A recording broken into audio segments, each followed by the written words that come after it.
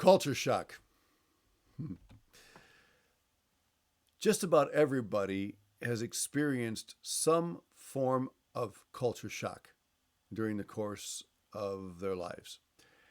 And that's because culture shock, in its simplest form, is dealing with the negative effects of adjusting to a different place. Some people just move from one neighborhood to another and experience culture shock. You can experience it moving from one country to another. And so this is a subject that is familiar to just about everybody, even though people may not necessarily even recognize that they're experiencing what is known as culture shock.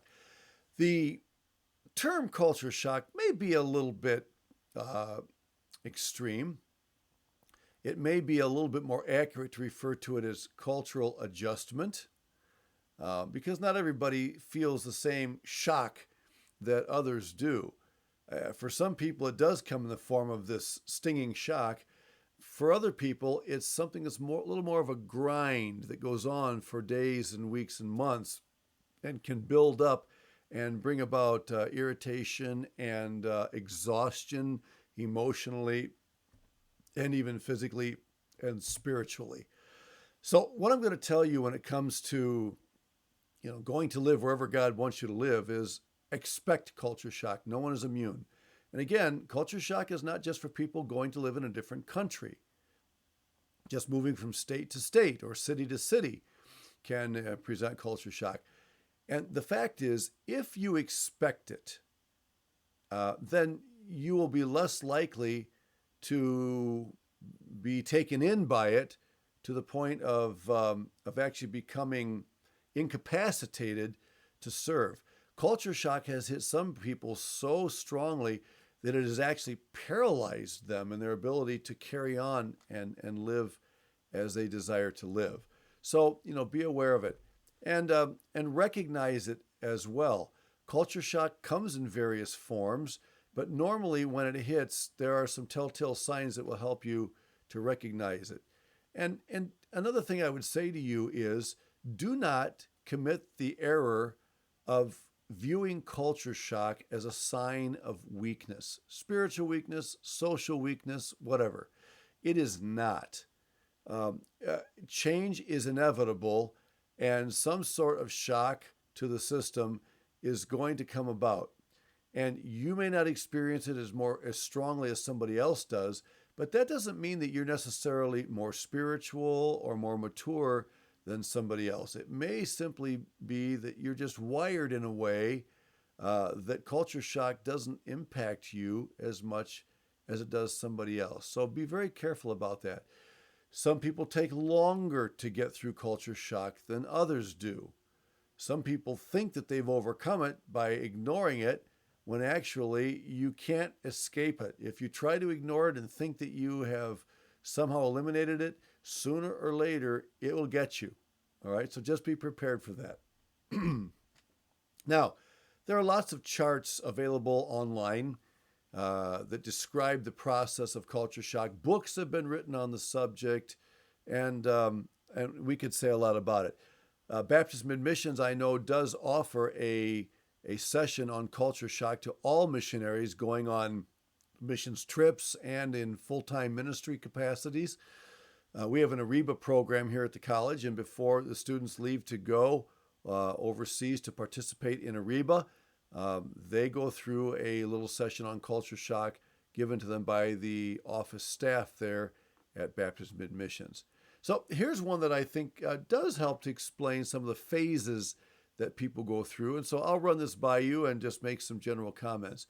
The first one is what we would call the honeymoon stage. I mean, you're so excited to finally be getting there. You've spent years raising money and talking about this place, and finally you've landed and you're there, and you look around, you say, I can't believe it. And everything is beautiful. The weather's beautiful. The food is delicious. And the little children that come up tugging at you, oh, you love it. And the attention you're getting, and everybody's welcoming you. and you're trying to learn how to drive on the streets, and it's just such a thrill to be going through all of this, and then you're hearing the language, and you're trying to be able to repeat one of the words that you heard, and maybe put a phrase together, and somebody gives you the nod, and you say, yes, I'm going to get this language down. I'm so excited.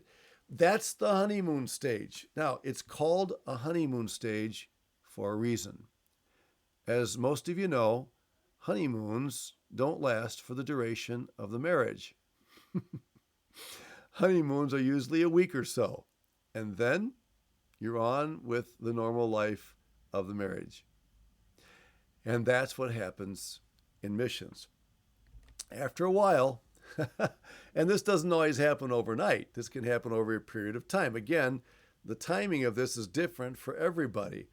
But eventually, you can go from the honeymoon stage to the disintegration stage, which means now instead of everything being beautiful and cute and lovely and exciting, everywhere you look, you see nothing but negative. You see nothing but dark. You see nothing but disaster. You see nothing but woes. And the only thing you can think about is how much you want to get out of there. And you feel like you've fallen apart. You feel like you just can't live another day in this culture. And what am I going to do? How am I going to get out of here? Now, again, I may be a little bit exaggerating for some, but when those kinds of feelings come, what you cannot do is assume that, oh, I missed the call of God. Oh, how did we end up here? I can't believe that they convinced me to go. Okay? That's not going to help you. What is going to help you is to recognize that these feelings, these sensations, are part of the process. And if you can just recognize that this is an opportunity for you to trust God, to pour out your heart to God, to draw close to your loved ones, because culture shock can sometimes separate even husbands and wives. But if you can use culture shock to draw you back together, to help you to stay together, to love one another, to seek God together, okay, then you can get through it. But you have to be willing to admit that this is part of the process, and you have to be willing to see that it's not going to last forever, even though at the moment it may seem like it. Okay, that's the disintegration stage. And then there's the reintegration stage, and that's when you begin to pull out of this. Okay, and pulling out of it does happen when you're willing to entrust yourself to the Lord and work through it together. And you will learn some valuable lessons during this time. Some of the most precious lessons that you'll learn as a missionary, you'll learn when you're down in that disintegration stage. But as God begins to bring you through it, you begin to feel this sense of recovery. All of a sudden, the food doesn't taste as bad as it did a few weeks ago. All of a sudden, the people that were bothering you so much and you wish would just go away, they become friendlier again to you. Not that they never weren't before, but you begin to change, and the climate that you didn't think you could handle anymore. All of a sudden you find that there are ways to deal with it and get through it, and this is what we call reintegration. Okay, and and again, how long it's going to take for you to get through this is going to depend on you, on the culture itself, on your family, on your co-workers. Co-workers can play a big role in this. I thank God for the colleagues he gave us in Brazil. They were there for us, and they helped us. And when we were going through hard times, they took time to love us and invite us over. One of our colleagues' wives made the best pizza, and they were super hospitable. And another colleague just knew what to tell me that I needed to know about the Brazilian culture and how to deal with it. And I'm just telling you that that this was very, very helpful. Now, one thing I want to interject here is that sometimes MKs go back to the field where they grew up, and they take their spouse with them if they're married, obviously, and one of the things that MKs often forget is that they're going home and their spouses are going to a completely foreign country.